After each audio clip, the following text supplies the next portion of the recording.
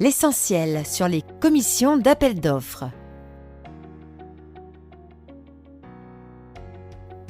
Les textes régissant la commission d'appel d'offres et l'organisation du vote d'une commission d'appel d'offres. Les nouveaux textes induisent une plus grande souplesse des règles relatives au fonctionnement de la commission d'appel d'offres, CAO.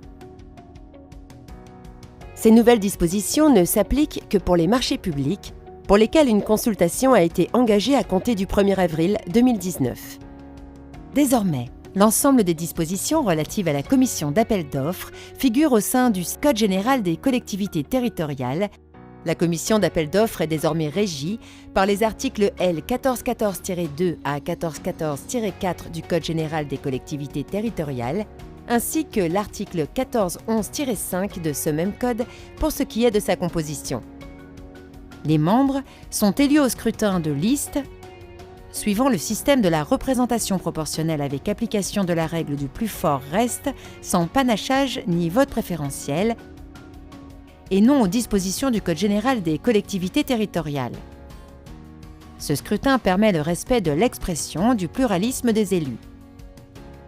Les règles relatives à l'organisation de la commission d'appel d'offres, telles qu'elles existaient précédemment au sein du Code des marchés publics, quorum, convocation, etc., ont disparu. La composition des commissions d'appel d'offres est désormais homogène à l'ensemble des acheteurs publics. L'élection des membres de la commission d'appel d'offres est effectuée en début de mandat pour la durée de celui-ci.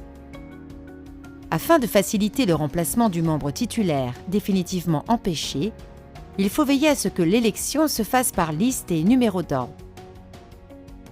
Le rôle de la commission d'appel d'offres. La commission d'appel d'offres a pour rôle d'attribuer les marchés passés via une procédure formalisée, et ceux supérieurs aux seuils européens. Les procédures formalisées sont désormais au nombre de 3.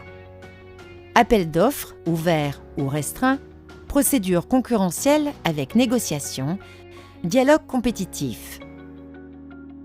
Elle attribue également les marchés publics supérieurs aux seuils européens. Ces derniers varient en fonction de la nature du besoin. Fournitures, services ou travaux. Vous référencez au tableau des seuils ressources complémentaires. Ces seuils sont modifiés environ tous les 2 ans. Dès lors, tous les autres marchés publics n'ont pas à être attribués par la commission d'appel d'offres.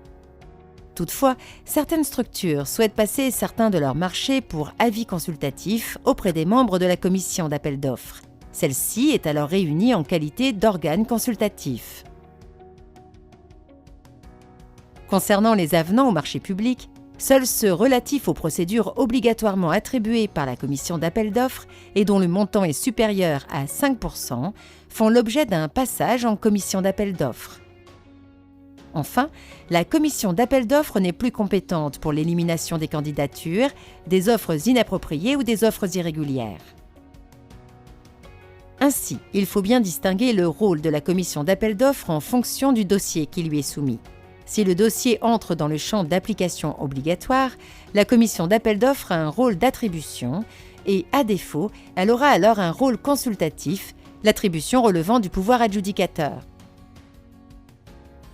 Elle juge l'affaire sur la base d'un rapport d'analyse des offres qui présente et classe les offres au vu des critères de sélection des offres. La décision des membres de la commission d'appel d'offres prend la forme d'un procès-verbal de jugement des offres. Toutefois, cette décision est soumise à la condition suspensive que l'attributaire pressenti communique l'ensemble des documents prévus à l'article 2343-3 du Code de la commande publique. Ainsi, le marché public ne peut pas être attribué sans que l'acheteur public ait reçu les certificats attestant que le candidat a rempli ses obligations sociales et fiscales. La commission d'appel d'offres ne peut valablement intervenir que si le quorum est atteint. Il est donc recommandé d'élaborer un règlement intérieur pour l'organisation de la commission d'appel d'offres, dans la mesure notamment où les textes ne précisent plus les délais de convocation de ses membres. Les membres de la commission d'appel d'offres doivent avoir été convoqués suffisamment tôt pour leur permettre de s'organiser afin d'être présents.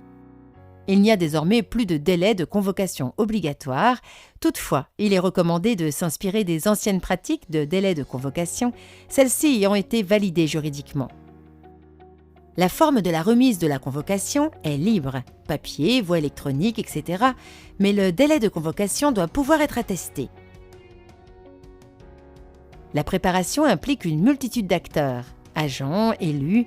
Il est donc conseillé d'anticiper et d'organiser le processus de mise en œuvre d'une commission d'appel d'offres.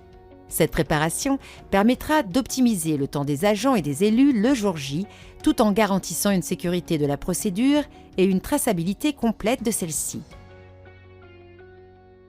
Les risques contentieux. Les achats publics sont soumis au respect de la réglementation et notamment aux 3 grands principes de la commande publique que sont l'égalité de traitement, la liberté d'accès et la transparence. Il résulte de la jurisprudence et des textes que la violation de ces grands principes de la commande publique peut conduire à des sanctions. Celles-ci seront d'ordre pénal, financière ou administrative.